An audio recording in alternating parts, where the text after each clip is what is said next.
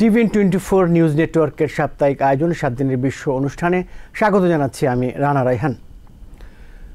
বাংলাদেশের বর্তমান অন্তর্বর্তী সরকারের মেয়াদ 4 বছরের কম হবে, তবে এটা আরও কম হতে পারে বলে জানিয়েছেন অন্তর্বর্তী সরকারের প্রধান উপদেষ্টা ডক্টর মোহাম্মদ ইউনূস। কাতার ভিত্তিক সংবাদ মাধ্যম আল জাজিরাকে দেওয়া এক সাক্ষাৎকারে একথা বলেছেন তিনি। সম্প্রতি আজারবাইজানের রাজধানী বাকুতে অনুষ্ঠিত জাতিসংঘের জলবায়ু সম্মেলন COP29-এর এক ফাঁকে আল জাজিরাকে এই সাক্ষাৎকার দেন ডক্টর ইউনূস। রবিবার এই সাক্ষাৎকারটি সম্প্রচার করেছে আল জাজিরা। সাক্ষাৎকারে ডক্টর ইউনূস বাংলাদেশে চলমান সংস্কার প্রক্রিয়া, আগামী নির্বাচন, পরিবর্তিত পরিস্থিতিতে কূটনৈতিক সম্পর্ক এবং আমেরিকার নবনির্বাচিত প্রেসিডেন্ট ডোনাল্ড ট্রাম্পের সঙ্গে সম্পর্ক নিয়ে কথা বলেছেন। এছাড়া অন্তর্বর্তী সরকারের 100 দিন পূর্তি উপলক্ষে জাতির উদ্দেশ্যে দেওয়া ভাষণে ডক্টর ইউনূস বলেছেন, অন্তর্বর্তী সরকারের প্রধান উপদেষ্টা তিনি বলেছেন যে নির্বাচনী সংস্কারের সিদ্ধান্ত হয়ে গেলে খুব দ্রুত নির্বাচনের রোডম্যাপও পাওয়া যাবে। প্রয়োজনীয় কিছু অত্যাবশ্যকীয় সংস্কার কাজ শেষ করে নির্বাচনের আয়োজন করা হবে, তবে নির্বাচনের ট্রেন যাত্রা শুরু করেছে, এটা তিনি জানিয়েছেন। এটা আর থামবে না। অবশ্য সংস্কারের জন্য নির্বাচন কয়েক মাস বিলম্বিতও হতে পারে বলে উল্লেখ করেন তিনি। ডক্টর ইউনূস আরও জানান, প্রতিটি হত্যার বিচার করা হবে। বিশেষ করে জুলাই আগস্ট হত্যাকাণ্ডে বিচারের যে উদ্যোগ নেওয়া হয়েছে তার কাজও বেশ ভালোভাবে এগিয়ে যাচ্ছে বলে তিনি জানিয়েছেন। পতিত স্বৈরাচার শেখ হাসিনাকেও ভারত থেকে ফেরত চাওয়া হবে। কেবল জুলাই আগস্ট হত্যাকাণ্ডই নয়, গত 15 বছরে সব অপকর্মের, সব গুমের বিচার করা হবে। তিনি এই ক্ষেত্রে তিনি জানিয়েছেন প্রায় 1500-1600 মানুষ গুম হয়েছে এবং সংখ্যাটা আরও বেশি হতে পারে, এরকম তিনি বলছেন। প্রেসিডেন্ট ইলেক্ট ডোনাল্ড ট্রাম্প তার ক্যাবিনেটে বিভিন্ন বিতর্কিত ব্যক্তিদের মনোনয়ন দিয়েছেন। এটা নিয়ে দুই দল, ডেমোক্রেটিক পার্টি এবং রিপাবলিকান পার্টি এবং সাধারণ নাগরিকদের মধ্যে ব্যাপক আলোচনার জন্ম দিয়েছে। এছাড়া আমেরিকার দেওয়া দূরপাল্লার শক্তিশালী ক্ষেপণাস্ত্র দিয়ে রাশিয়ার অভ্যন্তরে ইউক্রেনকে হামলার অনুমতি দিয়েছেন প্রেসিডেন্ট জো বাইডেন। এটিও একটি আজকে দেখলাম যে সারা বিশ্বেই আলোচনার জন্ম দিয়েছে। এটা নিয়েও আমরা আলোচনা করতে পারি যদি সময় হাতে থাকে। আমার সাথে আছেন doctor Shafiqur Rahman, professor, department of journalism and communication, South Carolina State University. আপনাকে স্বাগত জানাচ্ছি। সবাইকে শুভেচ্ছা। স্বাগত জানাচ্ছি doctor M Kabir Hasan, professor, department of economics and finance, University of New Orleans. আপনাকেও স্বাগত জানাচ্ছি। সবাইকে শুভেচ্ছা। আপনাদের দুজনকে ধন্যবাদ জানাচ্ছি আমাদেরকে আপনাদের গুরুত্বপূর্ণ মূল্যবান সময় দেওয়ার জন্য। আমি শুরুতেই ডক্টর শফিকুর রহমানের কাছে যেতে চাই। ডক্টর ইউনূসের ভাষণে অনেকগুলো বিষয় এসছে, হ্যাঁ, নির্বাচনের বিষয় তো এসছেই। আপনি এই ভাষণকে কিভাবে মূল্যায়ন করবেন?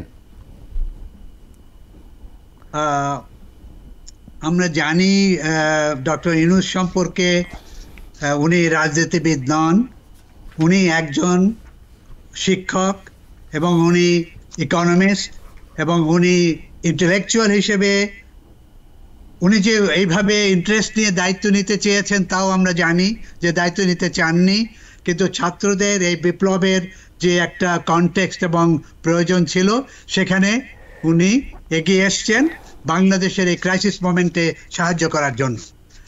এখন ওনার কাছ থেকে আমাদের আশা কি? বিভিন্ন গ্রুপ, বিভিন্ন জাতি বললে মানে বিভিন্ন কমিউনিটি এবং বিভিন্ন পার্সপেক্টিভে আমাদের বিভিন্ন রকম আশা। রাজনীতিবিদরা একরকম আশা করেন, সাধারণ জনগণ ভোটাররা একরকম আশা করেন, শিক্ষাবিদরা একরকম আশা করেন এবং ইন্টেলেকচুয়ালরা আওয়ামী লীগের এক গ্রুপ একরকম আশা করবেন, আওয়ামী লীগের আরেক গ্রুপ অন্যরকম আশা করবেন, বিএনপি, এখন বিভিন্ন রকম ব্যবসায়ী বাণিজ্যরা যারা বাণিজ্য করেন তারা অন্যরকম আশা করবেন, মহিলারা, শিশুরা যারা ছাত্র বিপ্লব আন্দোলনে করেছে তারা অন্যরকম আশা করবেন। এখন ডক্টর ইউনূসের পক্ষে কতটুকু, কোথায়, কিভাবে কি করতে হবে এটা খুব সহজ ব্যাপার নয়। একটা দেশকে, একটা রাষ্ট্রকে চালানোর জন্য এটা যে একটা খুব মানে যে কেউ anybody can come and do it, it's not like that. তো সেখানে যে ডক্টর ইউনূস এগিয়ে এসছেন এবং করেছেন এবং করছেন, এটা একটা অত্যন্ত আনন্দের বিষয় এবং তার মতো একজন লোক যিনি ভেরি অনেস্ট। আমি ওনার সাথে কাজ করেছি, আমি চিটাগাং ইউনিভার্সিটিতে যখন পড়াতাম তখন উনি ওখানে ছিলেন এবং আমরা কাছাকাছি ছিলাম। আমি তার জোবরায় গেছি, যেখানে উনি প্রথম তার এই গ্রামীণ ব্যাংকের এই ক্রেডিটের কাজ কৃষকদের নিয়ে শুরু করেছেন, সেগুলো আমি দেখেছি। তো উনি পিএইচডি করেছেন এখানে ভ্যান্ডারবিল্টে, এবং এখান থেকে উনি তার সোশ্যাল মানে মিডিয়া রিলেটেড কাজকর্ম করেছেন আমেরিকায়। স্বাধীনতার সময় উনি স্বাধীনতার অনেক কাজ করেছেন আমেরিকার ছাত্র হিসেবে, আমেরিকায় থাকা পিএইচডি ছাত্র হিসেবে ওই সময় কাজ করেছেন। এখন আমি যেটা বলছিলাম যে আমরা কি আশা করি, এখানে একটি বিষয় তিনি অনেক কথা বলছেন, এর মধ্যে একটি হচ্ছে দেখেন যে তিনি বলছেন যে সংস্কারের সিদ্ধান্ত হয়ে গেলে খুব দ্রুত নির্বাচনী রোড ম্যাপ দেওয়া হবে, এই কথা তিনি বলছেন। এখন সংস্কার কিসের সংস্কার? যে 6টি কমিশন গঠন করা হয়েছে সংস্কারের লক্ষ্যে, তার মধ্যে একটি গুরুত্বপূর্ণ হচ্ছে নির্বাচনী সংস্কার বিষয়ক কমিশন। তো তিনি বলছেন যে এই কমিশন জোর দিচ্ছেন, এখানে এর আগেও জোর দিয়েছেন, এইটার কাজ শুরু। তিনি বলছেন যে নির্বাচনী ট্রেনের যাত্রা শুরু হয়েছে। এই যাত্রা আসলে কি বোঝাতে চেয়েছেন আপনি মনে করেন? আমার কাছে যেটা মনে হয় উনি যেটা বোঝাতে চেয়েছেন, এখানে দুটো, আরেকটা আছে যে শাসনতান্ত্রিক কনস্টিটিউশনের কমিশনও আছে ওখানে। তো এই দুটো একসাথে কাজ, মানে মোটামুটি রিপোর্ট দুটো একসাথে কাজ করতে হবে। এখানে উনি যেটা এমফাসাইজ করেছেন বারবার, সেটা হচ্ছে যে রাজনৈতিক দলগুলোর অংশগ্রহণ করে, যে আপনারা সবাই লিখতে পারেন, আপনারা সবাই ওপিনিয়ন দিতে পারেন, আপনারা সবাই পত্রপত্রিকায় লিখে তাদের কাছে যেতে পারেন। উনি একটা পাবলিক ওপিনিয়ন নিয়ে নির্বাচন কখন এবং কিভাবে হবে সেটা উনি একটা সিদ্ধান্ত নিতে চান। এটা আমার কাছে যেটা মনে হয়েছে, যেটা খুবই রিজনেবল। এবং মানে সংস্কারের জন্য আমরা জানি যে গত 3-4টে ইলেকশন করাপ্ট ইলেকশন হয়েছে। এই ইলেকশনের কোনো ভিত্তি নাই, ভোটাররা ভোট দিতে যাননি। আমি নিজে গেছি এর আগের ইলেকশনে, আমি গিয়ে 3:20 আমি গেছি ভোট দিতে ঢাকায়। তখন তারা বলছে যে স্যার আপনার নামে তো, আঙ্কেল আপনার নামে তো ভোট দেওয়ার দরকার নেই, আপনি বাসায় গিয়ে রেস্ট দেন। তাই বললাম কেন, কি ব্যাপার? আমি ভেতরে ঢুকতে চাই, আমি দেখতে চাই কি অবস্থা। বলে না, আপনার ভোট তো অনেকে তো ভোট দিয়ে দিয়েছেন, অনেকে ভোট, কেউ কিছু পরিষ্কার ভাবে বলতে পারেনি যে কে ভোট দিচ্ছে কে ভোট দিচ্ছে না। কাজে এই ধরনের নির্বাচন আমরা চাই না।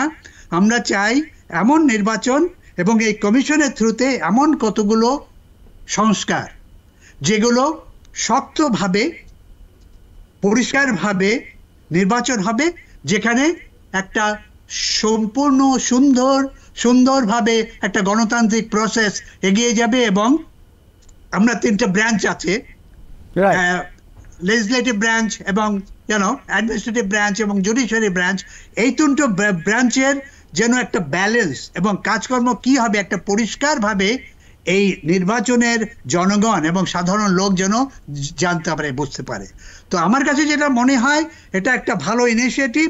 উনি যে দুটো কমিশন, বিশেষ করে কনস্টিটিউশন কমিশন এবং নির্বাচন কমিশন যেটা দুটো করেছেন, এই দুটো কমিশনের রিপোর্ট আসা পর্যন্ত তাতে 2 বছর 3 বছর 5 বছর লাগুক অপেক্ষা করতে হবে, এবং সেইভাবেই তার এই প্রসেসটা এগিয়ে যাবে বলে আমার মনে হয়।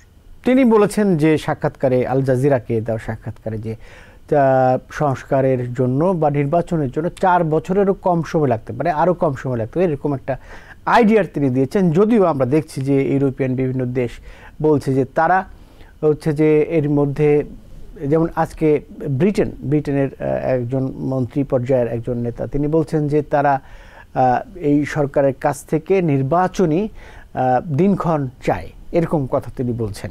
আমি ডক্টর কবির হাসানের কাছে যেতে চাইব, সেটি হচ্ছে দেখেন এই বিভিন্ন সংস্কার কমিশন তো রয়েছেই, দুর্নীতি দমন কমিশন এই সংস্কারের কাজও আগাচ্ছে, দুর্নীতি। তো এটার সাথে আর্থিক বিষয় আশয় জড়িত। একটা দেশকে পুনর্গঠিত করতে, একটা দেশকে ঠিক পথে নিয়ে যেতে আর্থিক খাতের সংস্কার কতখানি গুরুত্বপূর্ণ? আপনার অভিজ্ঞতা কি বলে? বিশ্বজুড়ে কি এই ধরনের এক্সপিরিয়েন্স আপনি দেশে দেখেছেন, সেই এক্সপিরিয়েন্স উদাহরণ টেনে কি বলবেন? আচ্ছা দেখুন, আমি জাস্ট দুটো বিষয় অ্যাড করতে যাচ্ছি আপনার প্রশ্নের জবাব দেওয়ার আগে। শফিকে যেটা বললেন, আসলে অফকোর্স প্রফেসর ইউনূস মানে শ্রদ্ধাভাজন ব্যক্তি, আমি ওনাকে ব্যক্তিগতভাবে লাইক করি। উনি কিন্তু রাজনীতিবিদ নন, উনি হলেন এনজিও কর্মী। উনি গ্রামীণ ব্যাংক সৃষ্টি করে বিশ্বের সামনে আমাদের মান উজ্জ্বল করেছেন। গ্রামীণ ব্যাংক একটা এনজিও চালানো এবং একটা দেশ চালানো এক না। উনাকে ছাত্র জনতার উদ্দেশ্যে উনি নিজে আসতে চাননি, কিন্তু আমার মনে হচ্ছে যে বিপ্লবকে সার্থক করার জন্য যে কিছু কিছু কমিশন করেছেন ভালো। আপনি দেখবেন প্রত্যেকটা কমিশনের অনেক কাজ আগেই করা আছে, এইটা বেশি সময় নেওয়ার কথা না। কিন্তু যে ব্যাপারটা আমাকে অবাক লাগছে যে উনি 4-5 যে অ্যাডভাইজারদেরকে নিয়েছেন, ওনার ব্যক্তিগতভাবে সজ্জন লোক, কিন্তু ওনাদের এক্সপিরিয়েন্স নিয়ে আমার যথেষ্ট সন্দেহ আছে ওনারা ডেলিভার করতে পারছেন কিনা, এবং ওনারা ঠিক সময় মতো ডেলিভার করতে পারবেন কিনা। এবং যদি ওনারা ফেল করেন, তাহলে যারা এখনো সক্রিয় আছে এই বিপ্লবকে বানচাল করার জন্য, তারা এটাকে ভণ্ডুল করে দিতে হবে, সে ভয়টা আমার রয়ে গেছে। হ্যাভিং সেড দিস, অনেকগুলো কাজ তো 100 দিনে ভালো করেছেন। আমি বলবো যে আর্থিক খাতে যে বিশৃঙ্খলা হয়েছে বাংলাদেশে, লুটপাটের ইতিহাস, সেটাকে অনেকটা অ্যাটলিস্ট স্টপ করা হয়েছে এবং এটাকে কারেক্ট করার চেষ্টা করা হচ্ছে। যারা ওই 2টা মিনিস্ট্রিতে আছেন, যে গভর্নর সাহেব, যদিও উনি বয়োবৃদ্ধ লোক 70+, ওনাকে গভর্নর বানানোর জন্য বাংলাদেশ ব্যাংকের আইনও চেঞ্জ করতে হয়েছে। তারপরে সালাউদ্দিন ভাই, ওনাদের এক্সপিরিয়েন্স আছে, আমার মনে হচ্ছে ওনারা জিনিসটাকে ঠিকভাবে এগুচ্ছেন। কিন্তু in order to bring the money back, হাজার হাজার কোটি টাকা যেটা দেশ থেকে নিয়ে গেছে, তা করার জন্য অফকোর্স ইউরোপিয়ান ইউনিয়ন সাথে আছে, যে সমস্ত দেশগুলোতে টাকা গিয়েছে, এই দেশগুলো যদি বাংলাদেশের সাথে কোঅপারেট না করে, আপনাকে বুঝতে হবে টাকাগুলো ওদের দেশে, ওদের তো লাভ হয়েছে, তাই না? ওদের ইকোনমি সঞ্চালিত হয়েছে, ওদের ইকোনমিকে গতি পেয়েছে। এখন ওরা মানবাধিকারের কথা বলে, ওরা অনেস্টির কথা বলে, অ্যান্টি কারাপশনের কথা বলে। এগুলো ফিরিয়ে আনার জন্য ওনারা যদি ইউনূসকে, যেহেতু ইউনূস আমাদের মাউথপিস, তাই না, ওকে দেখে যদি টাকাগুলো ফেরত দেয়, কিন্তু এতটা সোজা হবে না। এর জন্য যারা বিশেষজ্ঞ আছেন অনেক বলেন যে আন্তর্জাতিক অঙ্গনে অনেকগুলো সংস্থা আছে, এই সংস্থাগুলো মেম্বারশিপ যদি নেওয়া হয় অথবা সিগনেটারি হয়, তাহলে টাকাগুলো আনা দরকার, মানে সোজা হবে। কারণ টাকাগুলো আমাদের দরকার, তাই না? আমাদের বিপ্লবকে মানে সার্থক করতে হলে আপনি দেখেন 1,500 লোক মারা গেছে, 16,000 লোক বিভিন্নভাবে আহত। ওদেরকে যে লং টার্ম যে ওদের চিকিৎসার ব্যাপারে এটা কমিটমেন্ট 30 লক্ষ টাকা, এই টাকা দিতেই তো আপনাদের বাজেটে একটা অংশকে আপনাকে ইয়ারমার্ক করে রাখতে হবে।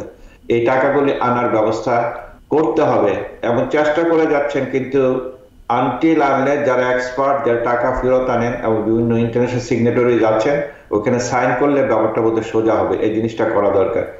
সেকেন্ড জিনিস যেটা আমি মনে করি যে এই আর্মি যতদিন পর্যন্ত গভর্নমেন্টকে ব্যাক দিবে, এখন পর্যন্ত দিচ্ছে, আপনি জানেন যে মানে পুলিশ বাহিনীকে আওয়ামী বাহিনী বানানো হয়েছে এবং ওরা আসলে বাধ্য হয়ে অনেক গুলি করেছে, মানুষ হত্যা করেছে, মানুষও তাদের বিরুদ্ধে প্রতিরোধ করেছে, ওরাও মারা গেছে। তো এখন পুলিশ বাহিনী একটা সর্ট অফ মনোবলহীনতায় ভুগছে এবং আমি বলতেছি ইনসিকিউরিটি ভুগছে। এই অবস্থায় আর্মিকে যে ম্যাজিস্ট্রেসি পাওয়ার দেওয়া হয়েছে, আজকে শুনলাম যেটা এক্সটেন্ড করা হয়েছে, আর্মি যতদিন পর্যন্ত এই জিনিসটাকে মানে কভার দিয়ে যায়, যে আইন শৃঙ্খলা পরিস্থিতির উন্নতি হওয়া দরকার। সেকেন্ডলি দ্রব্যমূল্যের ব্যাপারটা দেখুন, আনফরচুনেটলি ওনারা যখন ক্ষমতা আসলেন, এত বছর একটা মানে বাংলাদেশের ল্যান্ড অফ মানে আনপ্রেডিক্টেবিলিটি, হঠাৎ করে বন্যা হলো, এটাতে আমাদের সাপ্লাই চেইন, ফুড চেইনের যেই মানে ক্ষতি হলো, তাতে অফকোর্স দ্রব্যমূল্যের দাম বেড়ে গেছে। সিন্ডিকেটের যে সমস্যাটা ছিল আওয়ামী আমলে, সিন্ডিকেটটা বোধহয় পুরোপুরি ভাঙতে পারেনি এবং এই সিন্ডিকেটটা ভাঙার জন্য যেটা হয়েছে আর কি, এখন আওয়ামী লীগ গিয়ে এখন বিএনপি এটাকে রিপ্লেস করেছে। একটা কথা আমার মনে হয় কি জানেন, কারণ বিএনপি তাড়াতাড়ি ক্ষমতা বা মানে ইলেকশন দিতে চাচ্ছে, তার একটা বড় কারণ হয় কারণ বিএনপির মধ্যে তো গুন্ডাপান্ডা আছে, তাই না? এখন আর্মির কাছে তো সবারই ইনফরমেশন আছে, ওরা ভয় পাচ্ছে যতদিন ওরা ইউনূস ক্ষমতায় থাকে, কারণ আর্মি তাদেরকে খুঁজে খুঁজে বের করবে। তাদেরকে যদি লক আপ করা যায়, তো তাহলে বিএনপির যে একচ্ছত্র যে ইলেকশনে উইন করে যাওয়া ল্যান্ডস্লাইড করার সে ভয়টা বিএনপির আসে। এই জন্য বিএনপি দুই তালে কথা বলছে, আমরা আছি কিন্তু তাড়াতাড়ি নির্বাচন দেওয়া দরকার। কিন্তু বিএনপির বোঝা উচিত এই 16 বছরে মানুষ শুধু আওয়ামী লীগের মানুষই খারাপ হয়নি, যারা আওয়ামী লীগ করে, বিএনপির মানুষও খারাপ হয়েছে, তাই না? আপনি যদি একটা নতুন গভর্নমেন্ট আসেন, সেই গভর্নমেন্টকে চালানোর জন্য আপনার মানুষ দরকার। সে মানুষগুলো কোথায়? এই মানুষগুলো তৈরি করার জন্য আপনার যে সংস্কারকে করা দরকার, তাহলে বিএনপি ক্ষমতা এসে দেশ চালাতে পারবেন। বিএনপি আওয়ামী লীগের চেয়ে খারাপ হবে। এই জায়গা থেকে মনে রাখতে হবে। রাইট, একই জায়গা থেকেই তো ধরো যাক আওয়ামী লীগ, বিএনপি বা এমনকি জামায়াত ইসলামী, এই তিনটি দলের মধ্যে তো পার্থক্য নাই, যে বৈশিষ্ট্যের কথা আপনি বললেন। হ্যাঁ, আসলে কি জানেন, জামাত ইসলাম তো কখনো ক্ষমতা দেওয়া হয়নি সেটা বলতে পারছি না, কিন্তু বিএনপি কে ক্ষমতা দেওয়া হয়েছে, আওয়ামী লীগকে ক্ষমতা দেওয়া হয়েছে।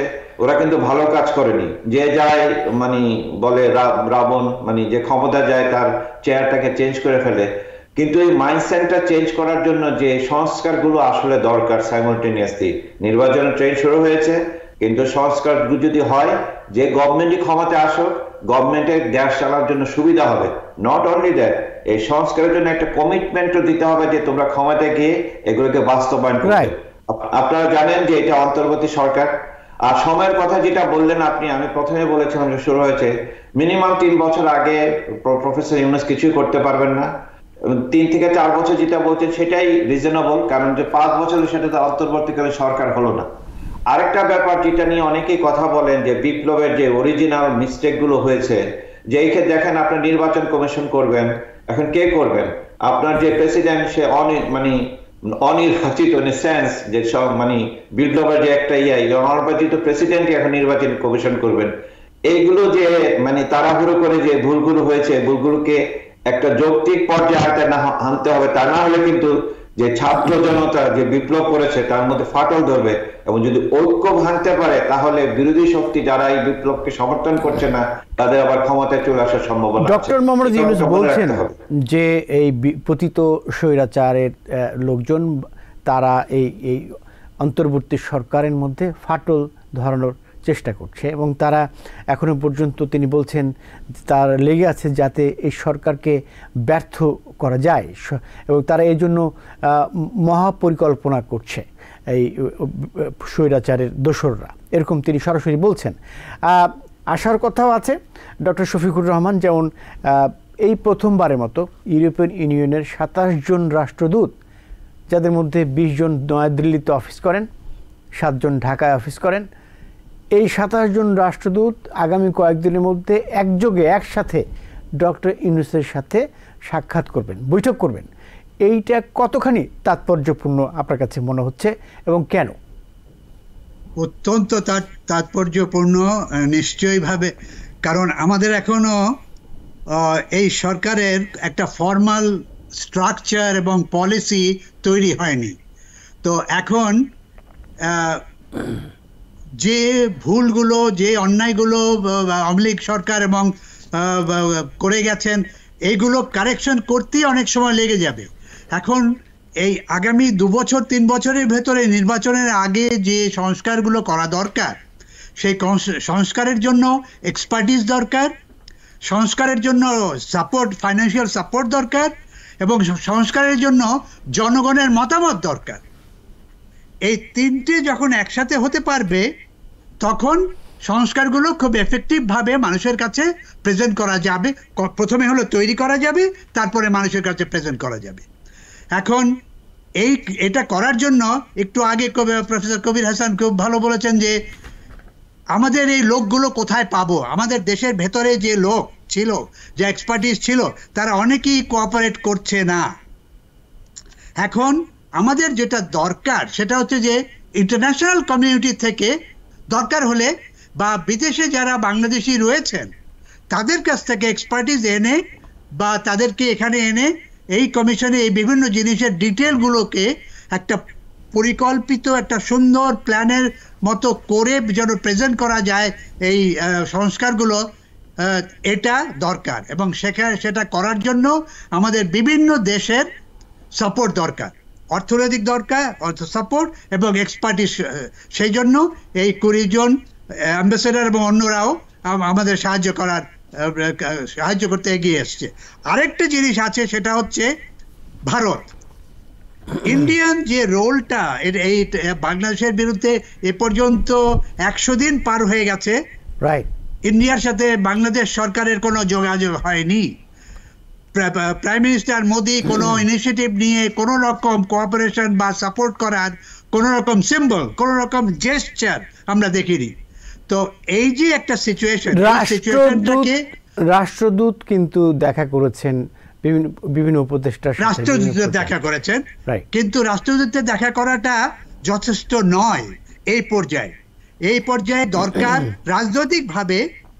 রাজনৈতিক যে পাওয়ারফুল, এবং যারা ফরেন মিনিস্টারও দেখা করেছেন একটা অন্য মিটিংয়ে, একটা সাইড টকে দেখা হয়েছে, কিন্তু ওটা না করে একটা ফর্মাল মিটিংয়ে, এবং দুদেশকে এক দেশ আরেক দেশ রিকগনাইজ করে কিনা, সরকার রিকগনাইজ করে কিনা, এটা একটা বড় রকম প্রশ্ন। এই প্রশ্নটাকে ডিল করার জন্য আমার যেটা মনে হয় এই অ্যাম্বাসেডারদের ভিজিট একটা বড় রকম ভূমিকা পালন করবে, এবং ওয়েস্টার্ন ওয়ার্ল্ড, বিশেষ করে আমেরিকা এবং ইউরোপ এবং মানে অন্যান্য অস্ট্রেলিয়া এবং জাপান থেকে আরম্ভ করে যে সাপোর্ট সিস্টেমটা রয়েছে সেটাকে আরো স্ট্রেংথেন করবে বলে আমার মনে হয়। জি, আপনাকে ধন্যবাদ। আমরা বিরতিতে যেতে চাই। ডক্টর, একটা জিনিস অ্যাড করতে যাচ্ছি, আসলে ইন্ডিয়াকে বাদ দিয়ে তো আমরা কিছু করতে পারবো না, কিন্তু আমার যেটা ভয় হচ্ছে যে গত দুইটা অ্যাডমিনিস্ট্রেশন, আমেরিকান অ্যাডমিনিস্ট্রেশন ইন্ডিয়ার উপর যদি দায়িত্ব দিয়ে দেয় যে ইউ দেখভাল করো বাংলাদেশে, তাহলে বাংলাদেশের ক্ষতি হবে। এখন আমাদের ফরেন পলিসিতে যারা আছেন বা সেক্টরে আছেন, এটাকে সেপারেট করা, যাতে আমেরিকা বাংলাদেশকে আমেরিকা চোখ দিয়ে দেখে ইন্ডিয়া, তাহলে একটা ব্যালেন্স আসবে। তা না হলে ওয়ান অফ দিস থিংস আমি যেটা বলতে যে আদানির যে বিদ্যুৎ সমস্যা আপনি দেখছেন, আমরা পুরোপুরি ডিপেন্ডেন্ট হয়ে গেছি, আমাদের পুরো দেশ মানে ব্ল্যাক আউট করে দিতে পারে, ইন্ডাস্ট্রি সাফার করবে, তাহলে আমরা অর্থনৈতিকভাবে ওদের কাছে ডিপেন্ডেন্ট হয়ে গেলাম। আমরা তো সেটা চাই না। এখন এগুলো করার জন্য সাইমultaneous ডিপ্লোমেসি করতে হবে, ইন্ডিয়ার সাথে সম্পর্ক রাখতে হবে, ইউরোপিয়ান ইউনিয়নের সাথে অন্যভাবে, আমেরিকার সাথে আরেকটা থার্ড লাইন ওপেন করতে হবে। রাইট, এখানে একটি প্রশ্ন করে আমি বিরতিতে যাব। প্রশ্নটি হচ্ছে, ডক্টর ইউনূস বলেছেন যে শেখ হাসিনাকে ভারত থেকে ফেরত চাইবেন তিনি।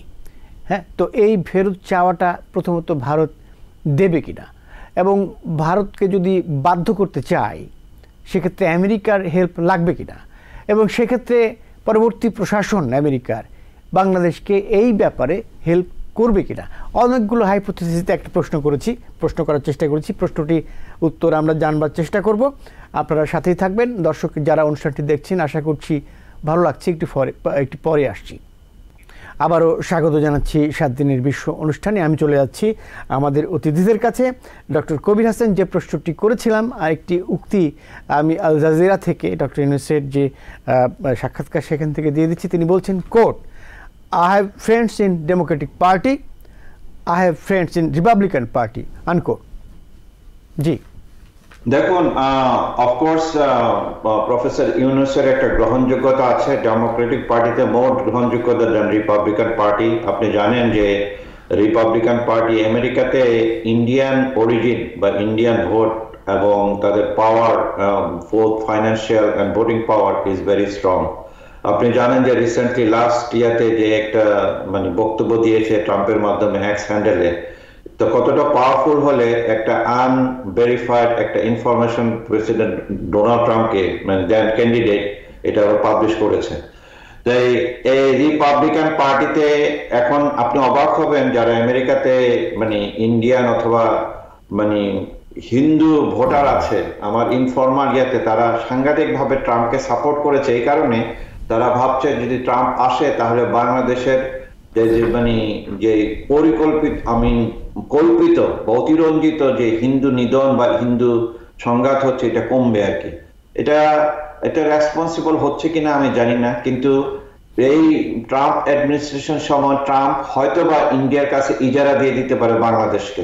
সেই জায়গায় কিন্তু মোহাম্মদ ইউনূসকে একটু বিপদে পড়তে হবে, সেটা আমার শঙ্কার কথা আমি বলছি। কিন্তু যে কথাটা আপনি বললেন যে মানে হাসিনাকে ভারত ফেরত দিবে কিনা, my answer is no, Bharat ফেরত দিবে না। আমেরিকা ইন্ডিয়াকে প্রেসার দিবে কিনা, my answer is no, India আমেরিকাকে প্রেসার দিবে না। কারণ ওই একই কারণে যে এই ইন্ডিয়াকে ওরা কিছু কিছু জায়গায় ছাড় দিয়ে দিবে যে বাংলাদেশকে হ্যান্ডেল করার জন্য। আরেকটা ব্যাপার তো আছে যে শেখ হাসিনার সময় উনি ডুয়াল ডিপ্লোমেসি করতে চেয়েছিলেন, ভেরি মানে মানে মানে রিস্কি একটা গেম প্লে করেছেন টুয়ার্ডস দ্য এন্ড অফ আর রেজিম, তাই না? আপনি জানেন যে চায়নায় গিয়েছিলেন, মানে যা চেয়েছিলেন না পেয়ে মন খারাপ করে চলে এসেছেন। তারপর ইন্ডিয়ার হাত, এই প্লেটা উনি ঠিকভাবে করতে পারেননি।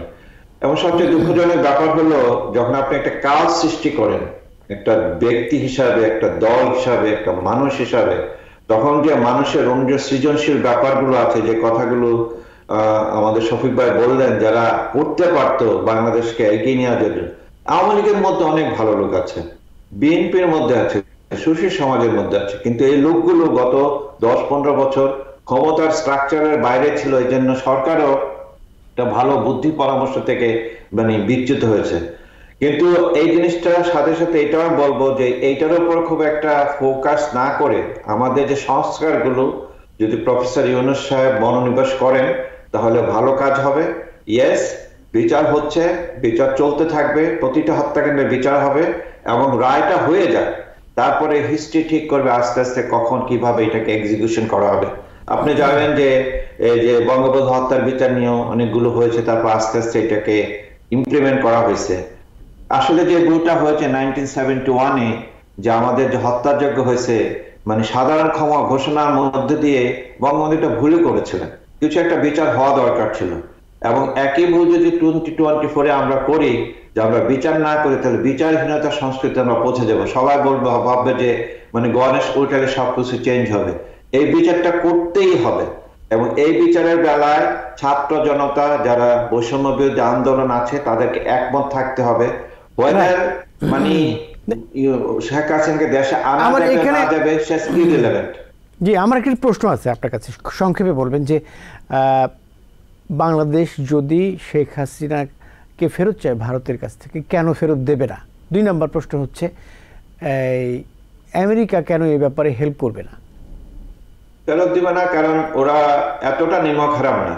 হাসিনাকে থেকে অনেক কিছু পেয়েছে, পুরো বাংলাদেশে অলমোস্ট কবজা করে ফেলেছে গত 15 বছর। ওকে, 2 নম্বর হলো আমেরিকা ইন্ডিয়াকে খেপাতে চাবে না, কারণ ইন্ডিয়ার ভেরি পাওয়ারফুল লগি আছে আমেরিকাতে, এই জন্য ইন্ডিয়াকে ওরা খেপাতে চাবে না। ওকে, ধন্যবাদ। আমি একই বিষয়ে জানতে চাইবো ডক্টর শফিকুর রহমান আপনার কাছে। দ্বিতীয় প্রশ্নের উত্তর হচ্ছে যে আমেরিকান মার্কেট এত বড়, এই ইন্ডিয়ান মার্কেট আমেরিকার জন্য, তো আমরা তো স্মল, আমরা জিওপলিটিক্যালি ইম্পর্টেন্ট বাংলাদেশ, কিন্তু মার্কেট হিসেবে আমেরিকান মার্কেট হিসেবে অত বড় প্রয়োজন বা আমেরিকা ফিল করবে না। কিন্তু ভারতকে, ইন্ডিয়াকে তারা বড় মার্কেট হিসেবে তাদের টেকনোলজি, তাদের নিউক্লিয়ার প্রোগ্রাম, তাদের অন্য সব কিছুর জন্য, তাদের গাড়ি বিক্রি, তাদের মানে কম্পিউটার এবং অন্য সব কিছুর জন্য India is a big market for United states. শুধু তাই নয়, চায়নার সাথে যে সম্পর্ক, চায়নার সাথে যে ফাইটটা বা যে কম্পিটিশনটা আমরা দেখতে পাচ্ছি রাজনৈতিকভাবে এবং অর্থনৈতিকভাবে, সেখানে ভারত আমেরিকাকে সাপোর্ট করে যাচ্ছে সব সময়, এবং সেটা ভারতের নিজেদের ইন্টারেস্টেই করছে, কারণ তারা চায়নার বিরুদ্ধে। এখন এই অবস্থায় আমেরিকা এবং ভারতের সাথে একটা মিল এবং একটা যোগাযোগ সবসময় থাকবে এবং একটা বন্ধুত্ব থাকবে। এখন এই বন্ধুত্ব রেখে বাংলাদেশ কিভাবে এই প্রফিটটা, মানে তাদের নিজেদের সার্বভৌমত্ব, কারণ আমাদের এখন সার্বভৌমত্বর প্রশ্নটা উঠে আসছে আস্তে আস্তে। আপনাকে এখানে একটি প্রশ্ন করতে চাই ডক্টর শফিকুর রহমান, যেটি হচ্ছে যে এই ট্রাম্প এবং তার যে পটেনশিয়াল প্রশাসন, ক্যাবিনেট, তাদের সবার পলিসি একটা আমেরিকা ফার্স্ট, এটার কোনো ব্যতিক্রম নাই, রাইট? এটা যদি আমেরিকা ফার্স্ট হয়, নিশ্চয়ই এখানে এই ইন্ডিয়া ফার্স্ট হবে না, নিশ্চয়ই এখানে সবাই second, China second, Bharat second, সবাই এখানে এই ট্রেড রিলেশনের ক্ষেত্রে সবাই এখানে দ্বিতীয় অবস্থানে থাকবে, সবাই ক্ষতিগ্রস্ত, যদি ক্ষতি হয় সবাই ক্ষতিগ্রস্ত হবে এই আমেরিকার ট্রাম্প অ্যাডমিনিস্ট্রেশনের পলিসির কাছে। এটা তো ঠিক? আমি জাস্ট একটা জিনিস অ্যাড করতে যাচ্ছি, সেটা হলো যে আপনি যে প্রশ্নটা করলেন যে মানে ছেড়ে দেবে কিনা। অফকোর্স যে কথাটা শফিক ভাই শুরু করেছিলেন যে ভারতের সাথে একটা রাজনৈতিক সম্পর্ক আমেরিকা বজায় রাখবে কারণ চীনকে কন্টেন করার জন্য, কিন্তু ভারত এবং চীন কিন্তু প্রতিবেশী রাষ্ট্র, তাদের মধ্যে অর্থনৈতিক লেনদেন আছে এবং সেই অর্থনৈতিক লেনদেন কিন্তু একটা বিরাট ব্যাপার। তাহলে ভারতকে দুমুখী মানে পজিশনে ওদেরকে ফরেন পলিসি রান করতে হচ্ছে। তো সবকিছু যে আমেরিকা যেভাবে চাইবে সেইভাবে কিন্তু সে সেটা করবে না। এই যে দেখেন ব্রিক্স এর কথা বলেন, যেটা কাজানে হয়ে গেল, মানে 35 country, almost half of the world, যে রাশিয়া একসাথে করেছে, সেটা তো একটা জোট। তারা মনে করছে যে আমেরিকার যে ইউনিপোলার যে ওয়ার্ল্ড, সেই ওয়ার্ল্ডটাকে তারা মানে কন্টেইন করতে হবে। আসলে আমেরিকা আর আগের জায়গায় ফিরে যেতে পারবে না, কারণ এটা is declining in terms of economic power, military power. China উঠে আসছে, ইন্ডিয়া উঠে আসছে, কিন্তু আমি মনে করি যে চায়না ইজ এ মোর সংহত অবস্থা আছে in terms of economic power, diplomatic power, এবং যে আপনি যেন রোড অ্যান্ড বিল্ড হাইওয়ে যে জিনিসটা ডিপ্লোমেসি ওরা করেছে, কিন্তু অনেক দেশকে ওরা ওদের আওতার মধ্যে এনে নিয়ে আসে। কিন্তু ইন্ডিয়া সে জায়গায় অনেক পিছনে পড়ে আছে। আপনি যদি ইকোনমিক ডিফারেন্স দেখেন, চায়নাতে ওদের একটা মিডল ক্লাস উঠে এসেছে, ওদের ইনকাম ইনইকুয়ালিটি ইন্ডিয়ার চেয়ে অনেক কম। ইন্ডিয়াতে জাতিগত, তারপরে রিজনাল ডিফারেন্সেস, কাস্ট ডিফারেন্সেস, এই জন্য ইন্ডিয়া একটা দুর্বল অবস্থায় আছে। আমেরিকান যারা থিঙ্ক ট্যাঙ্ক যারা চিন্তা করছে, তারা কিন্তু এগুলো ভালোভাবে চিন্তা করছে। ব্যবসার কথা যেটা বললেন যে America first, not necessary always the ব্যবসা। আমেরিকাতে ইন্ডিয়ান অরিজিন একটা সিগনিফিক্যান্ট একটা পলিটিক্যাল ফোর্স ডেভেলপ করেছে, ইকোনমিক ফোর্স ডেভেলপ করেছে। আমেরিকার প্রত্যেকটা আইটি সেক্টরে যারা লিড করছে তারা ইন্ডিয়ান অরিজিন মানুষ, ম্যান পাওয়ার। এই ব্যাপারটা কিন্তু আমেরিকা মানে ইগনোর করতে পারছেন না। আপনি দেখেন জেডি ভেন্সের ওয়াইফ একটা হিন্দু, মানে নট যার তার ধর্ম নিয়ে না, বলছে যে ইন্ডিয়ান অরিজিন, একজন হিন্দু। তারপরে কি কমলা হ্যারিসও মানে ব্রিড ইন্ডিয়ান এবং জামাইকান। আমরা এখানে আপনাদের সামনে একটা জলজান্ত উদাহরণ আমি দিতে পারি। বারাক ওবামা, উনি তো আফ্রিকান অরিজিন, রাইট? আফ্রিকা মহাদেশের কি এমন উন্নতি হয়েছে তিনি যখন ছিলেন? কোনো উন্নতি হয়নি, বরঞ্চ হিন্দু হলেই বা এরকম হলেই কি ভারত কি পরাশক্তি বা ভারত এরকম উন্নত হয়ে যাবে, এরকম কিছু? না, এটা উন্নত হবে না, কিন্তু এটা সাইকোলজিক্যাল। আমি অ্যাপিয়ারেন্সের কথা বলছি। আপনার ওয়াইফ যদি একজন ইন্ডিয়ান অরিজিন মহিলা হয়, আপনার রুটসকে আপনি ভুলে যেতে পারেন না, তাই না? ডক্টর, সেটা আপনাকে ইমপ্যাক্ট করবে। হ্যাঁ বলেন। জনাব শফিকুর আমার কাছে যেতে চাই। জি, আমার কাছে আপনারা যদি এই একই সাথে তুলসী গাবার্ডের ব্যাকগ্রাউন্ডটা দেখেন এবং তার যে ইন্টারভিউ গুলো দেখেন, উনি যেভাবে এই যে আজকে ইলেকশনের আগে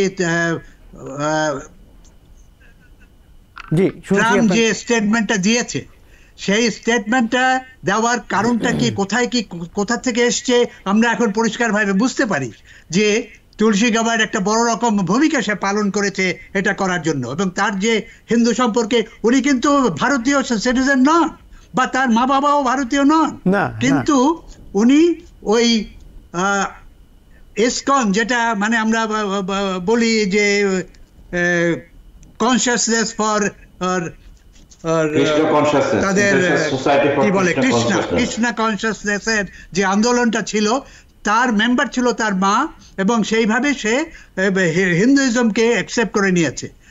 এখন ওটা আমাদের কোনো অসুবিধা নেই, কিন্তু এটাকে পলিটিক্যালি ব্যবহার করে একটা সার্বভৌমত্ব দেশের বিরুদ্ধে একটা বড় রকম পলিসি তৈরি করা, বিশেষ করে আমেরিকার পলিসি তৈরি করা, এখানে একটা ক্রিটিক্যাল ইস্যু আমাদের জন্য রয়েছে। কাজেই এই যে কজন এখানে এসছে, বা যে কোনো ভারতীয়, আমরা ম্যান পাওয়ার দেখছি আমেরিকার মানে উপরের দিকে টেকনোলজিতে 158 জন এক্সপার্ট এবং অ্যাডভাইজার রয়েছে হোয়াইট হাউসে, সব ভারতীয়। কাজে এই যে বিভিন্ন রকম মানে সিচুয়েশন এখানে হচ্ছে বা আছে, এটা কোথায় গিয়ে কখন দাঁড়াবে এবং এটার ইম্প্যাক্ট আমাদের বাংলাদেশের উপরে কি হবে, সেটা আমাদের জন্য অত্যন্ত সিরিয়াস একটা ইস্যু, এবং এটাকে আমাদের ডিল করতে হবে। সেই জন্য আমরা ভারতকে ছাড়তে পারবো না, ভারতের ব্যবসা বাণিজ্য আমরা কিছুই করতে পারবো না। কিন্তু আপনি যেটা বলছিলেন যে হাসিনাকে কেন ফেরত দেবে না, তার মানে এই বাস্তবতা মেনে নিতে হবে যেটি ডক্টর কবির হাসান বললেন যে ডোনাল্ড ট্রাম্প বাংলাদেশকে ভারতের কাছে ইজারা দেবে, এটা মেনে নিতে হবে। না না, আমি সেটা বলছি না, সেটা ইজারা দেবে না।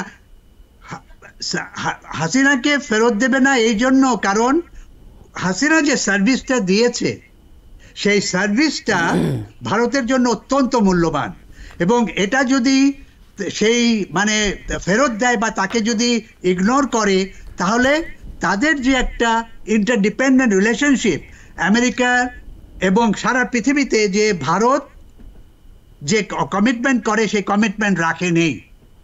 এই যে একটা মনোভাব, একটা মানসিকতা তৈরি হতে পারে এবং এটা বাংলাদেশের ভেতরে এবং সারা পৃথিবীতে এই মানসিকতা ভারতের বিরুদ্ধে যাবে। এই মানসিকতার জন্য যে ভারত রিলায়েবল পলিটিক্যাল কান্ট্রি নয়, পলিটিক্যাল কালচারাল কান্ট্রি নয়, তাদের সাথে এগ্রিমেন্ট করা যাবে না। এই ধরনের একই সঙ্গে এই মেসেজও তো যাবে যে ভারত হচ্ছে যে স্বৈরাচারদের মানে কারখানা, স্বৈরাচারদের জায়গা, যেখানে স্বৈরাচাররা ফ্যাসিস্টের জায়গা পায়। দেখুন আমি একটা জিনিস বলি, আমার কাছে খুব ফানি লাগে, এবং ভারতের মাধ্যমে স্বৈরাচাররা টিকে থাকে এই অন্তত এই অঞ্চলে। এই মেসেজ তো যাচ্ছে। আমেরিকানরা যখন কিছু উত্তর দিতে না পারে বলে যে ন্যাশনাল সিকিউরিটি ইন্টারেস্ট বলে ছেড়ে দেয়। স্বৈরাচারকে ওরা সাপোর্ট করবে ন্যাশনাল সিকিউরিটি ইন্টারেস্ট, তারা নির্বাচিত সরকারকে উৎখাত করবে ন্যাশনাল সিকিউরিটি ইন্টারেস্ট। আপনি 9/11-এর পরে ওটা 7টা মুসলিম কান্ট্রিতে ওরা রেজিম চেঞ্জকে চেষ্টা করেছে, ওরা মনে করেছে যে 5 বছর মধ্যে ওরা সাকসেস করবে। 20 ইয়ার্স হয়েছে, কোনো রেজিম চেঞ্জ হয়নি, কোনো ধরনের উত্তরণ হয়নি। আমি যখন কথাটা বলেছি ইজারা দিয়ে দিও, তার মানে ভারতকে দিয়ে দিও তুমি বাংলাদেশ সামলাও, তুমি যেটা ভালো মনে করো সেটা, এবং আমি চাচ্ছি না সেদিকে যাওয়া। এই জন্য আমাদের ফরেন পলিসি এক্সপার্টরা এই দুইটা ইস্যুকে সেপারেট রাখা দরকার, তাদেরকে বোঝানো দরকার আমেরিকা তুমি তোমার চোখ দিয়ে বাংলাদেশকে দেখো, ভারত ভারতের চোখকে দেখো, তাহলে একটা ব্যালেন্সে থাকবে। কিন্তু এত বছর যেটা হয়েছে ভারতের উপরে পুরো দায়িত্ব দিয়েছে বাংলাদেশকে দেখার জন্য, এবং ভারত আমাদেরকে শোষণ করেছে, আমাদের স্বৈরাচার শাসক তৈরি করেছে। শেখ হাসিনা তো ডেমোক্রেটিক বঙ্গবন্ধু ফ্যামিলি থেকে এসেছে। শেখ হাসিনার মতো মানুষ এরকম স্বৈরাচার হয়ে যাবে বাংলাদেশের ইতিহাসে আনবিলিভেবল। এবং এই গত 100-200 বছরে ছাত্রযন্ত্র এরকম বিপ্লব একটা স্বৈরাচারকে হটাবে, সেটাও আনবিলিভেবল।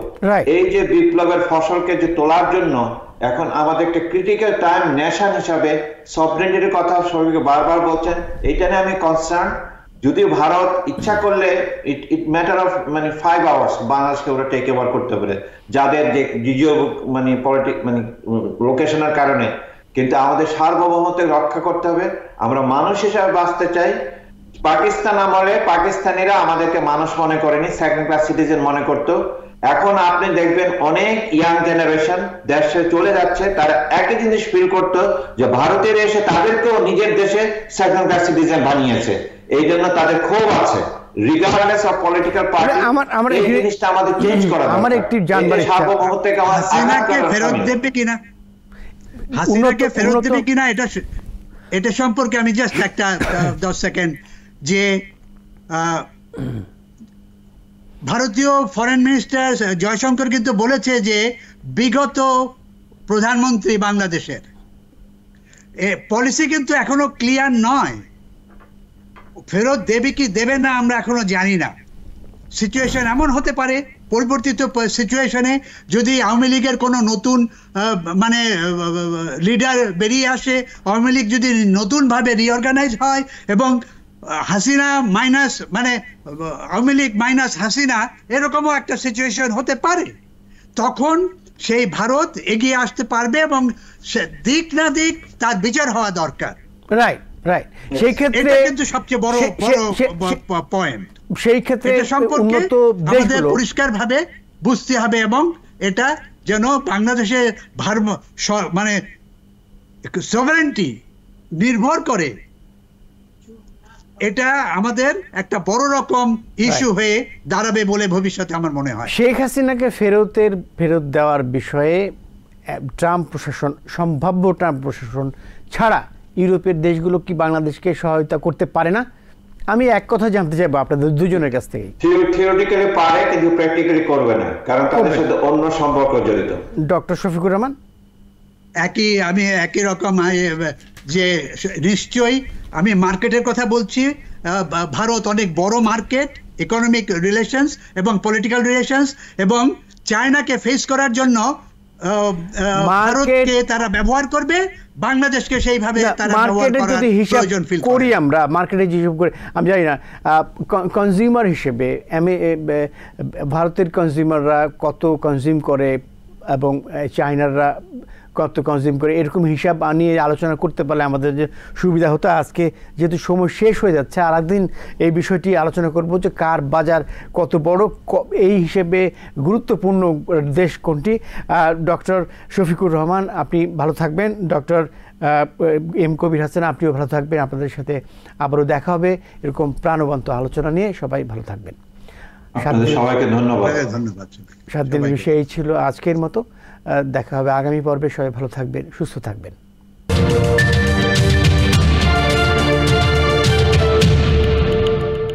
TBN 24 টেলিভিশন দেখতে আজই কল করুন 7187776556। লগ ইন করুন www.totalcablebd.com। নিউ ইয়র্ক থেকে সম্প্রচারিত TBN 24 টেলিভিশন বিশ্বজুড়ে বাঙালির কণ্ঠস্বর।